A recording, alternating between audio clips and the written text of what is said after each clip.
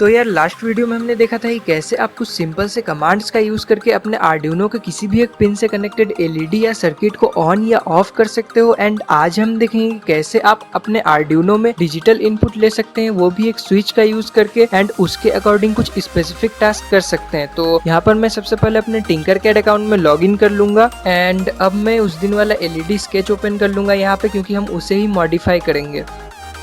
Okay so इससे पहले कि हम अपने आर्डिनो को डिजिटल इनपुट्स दें, हमें पहले ये समझना होगा कि डिजिटल इनपुट्स का मतलब क्या होता है। तो डिजिटल इनपुट्स को आप सिंपली ऐसे समझ सकते हो, या तो एक हाई वैल्यू या तो एक लो वैल्यू। अगर हम अपने आर्डिनो के किसी भी एक पर्टिकुलर पिन को सीधे 5 वोल्ट्स के साथ कनेक्ट कर देते हैं तो वो डिजिटली हाई कहलाएगा, और अगर हम किसी एक पिन को सीधे ग्राउंड के साथ कनेक्ट कर देते हैं तो वो डिजिटली लो कहलाएगा। तो हम भी यहाँ पे आर्डिनो का एक पर्टिकुलर पिन लेने वाले हैं और उसे स्विच का यूज करके डिजिटली हाई और लो सिग्नल देंगे, और उसके अकॉर्डिंग किसी भी एक पर्टिकुलर टास्क को, जो कि हमारे यहाँ पे एलईडी है, उसको ब्लिंक करेंगे।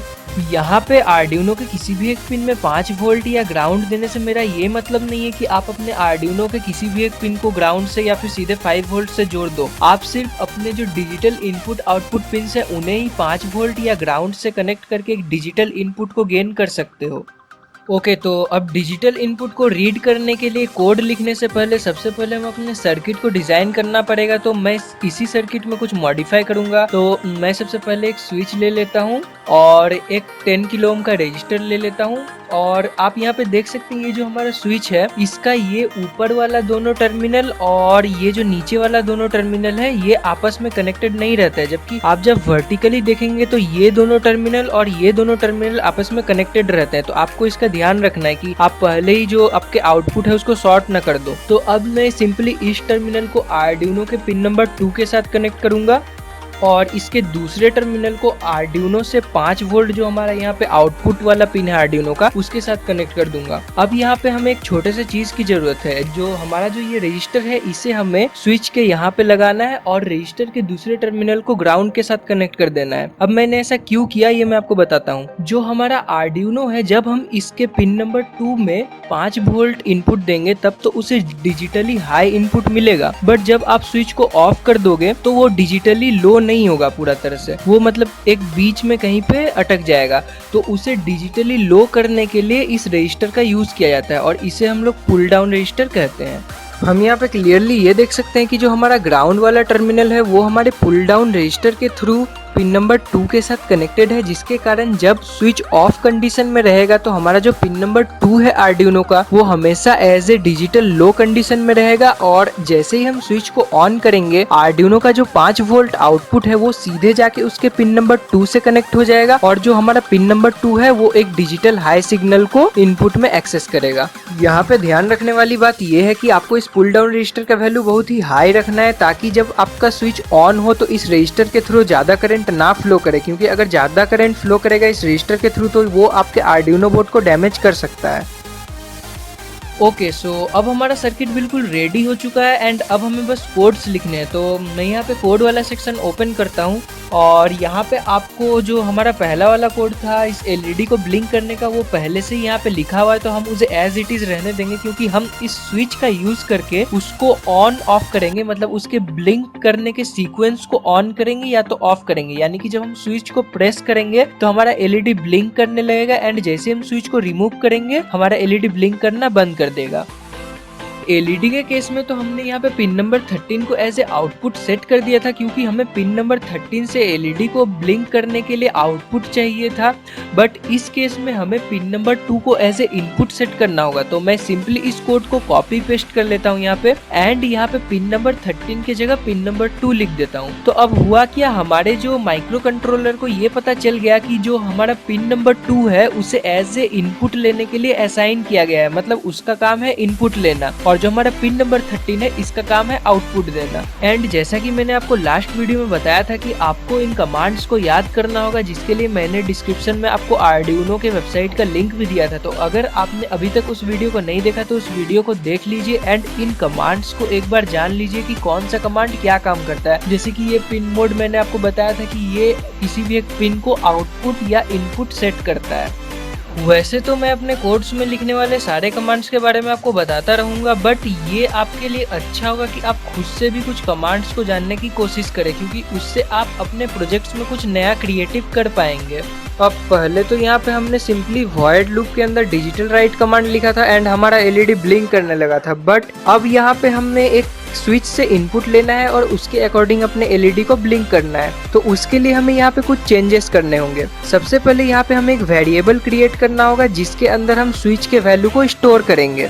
तो मैं यहाँ पे सिंपली एक वेरिएबल क्रिएट कर लेता हूँ, इंट var, जो कि हमारे वेरिएबल का नाम होगा इक्वल्स टू 0। अब इससे हुआ क्या कि जो हमारा ये var नाम का वेरिएबल है इसके अंदर 0 स्टोर हो गया, जो कि एक इंटीजर टाइप का वेरिएबल है। अब इंटीजर से आप सिंपली ये समझ सकते हो जैसे कि 1 2 3 4 5 6 ये सारे इंटीजर वैल्यूज हो गए। तो जो हमारा ये var वेरिएबल है वो सिर्फ इंटीजर टाइप के वैल्यूज को स्टोर करेगा। अब आप यहाँ पे वेरिएबल्स से क्या समझे, तो वेरिएबल्स को समझाने के लिए मैं सिंपल सा एक एग्जांपल ले सकता हूँ। जैसे कि मान लो आप मार्केट में गए एंड आपने कुछ बिस्किट्स खरीदे, तो अब आपको घर आने के बाद उन बिस्किट्स को कहीं पे रखना होगा। या तो आपके पास कोई एक डब्बा होगा जिसमें आप अपने बिस्किट्स को रखते होंगे, या फिर कोई एक पर्टिकुलर लोकेशन होगा। तो हमारा जो वेरिएबल है वो भी सेम ऐसा ही चीज है जिसके अंदर हम किसी भी तरह के एक वैल्यू को स्टोर करते हैं। तो यहाँ पे जो हमारा वेरिएबल है वो हमारे स्विच के वैल्यू को यानी कि डिजिटल लो या हाई स्टेट को अपने अंदर स्टोर करेगा, यानी कि वो 0 या 1 को अपने अंदर स्टोर करेगा और उस वेरिएबल के अंदर स्टोर हुए वैल्यू का यूज करके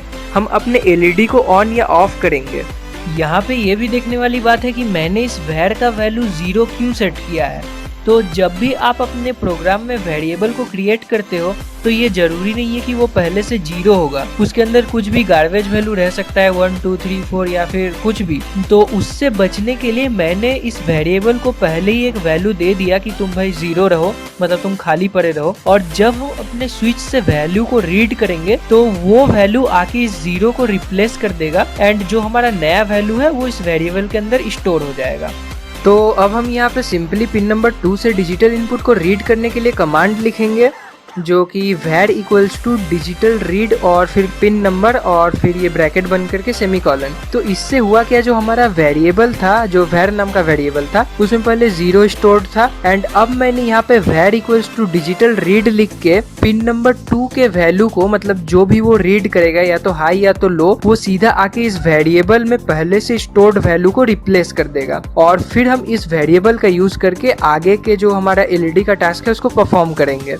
अब मैं यहाँ पे 2 और नए स्टेटमेंट्स का यूज करूंगा। पहला हमारा इफ स्टेटमेंट होगा एंड दूसरा एल्स, जिसका यूज करके हम यहाँ पे इस पूरे एलईडी के सीक्वेंस को ऑन या ऑफ करने का कमांड देंगे। मैं इफ और एल्स स्टेटमेंट को कैसे आप आर्डिनो में सिंपली यूज करके अलग अलग तरह के मतलब कॉम्बिनेशंस बना सकते हैं उसके ऊपर भी एक अलग से वीडियो बनाऊंगा, बट अभी के लिए हम सिंपल सा इफ और एल्स स्टेटमेंट का यूज देखेंगे। ठीक है, तो अब मैं सिंपली यहाँ पे लिखूंगा इफ, फिर आपको ऐसे ब्रैकेट्स ओपन करने हैं और इसके अंदर हमें अपना कंडीशन लिखना है।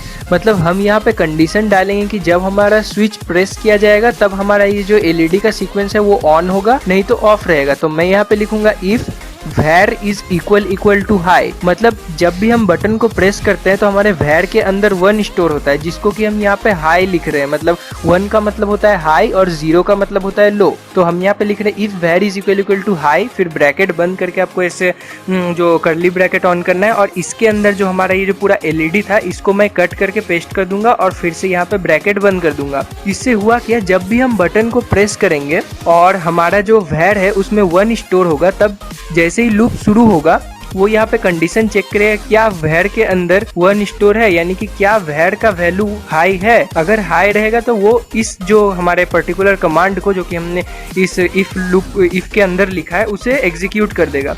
नहीं तो यहाँ पे हम लिखेंगे एल्स और सिंपली ब्रैकेट ऑन करके यहाँ पे मैं सेमीकोलन देके बंद कर देता हूँ। मतलब नहीं तो ये कुछ नहीं करेगा, मतलब बंद रहेगा, हमारा जो सिस्टम है वो बंद रहेगा।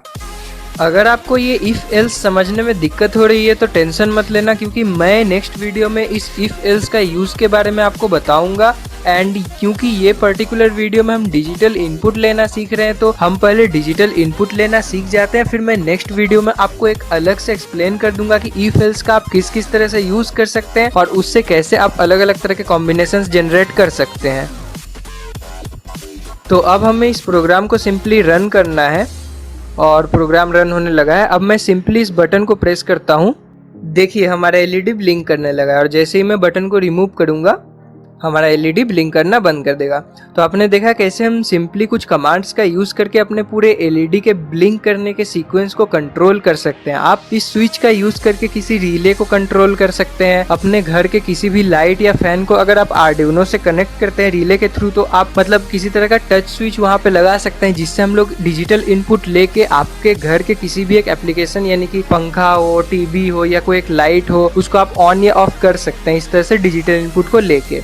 तो आशा करता हूँ कि आपको ये वीडियो अच्छा लगा होगा। अगर वीडियो अच्छा लगा तो लाइक कर दो एंड इसे अपने दोस्तों के साथ शेयर करना मत भूलना। तो मिलते हैं हमारे नेक्स्ट वीडियो में, तब तक के लिए गुड बाय।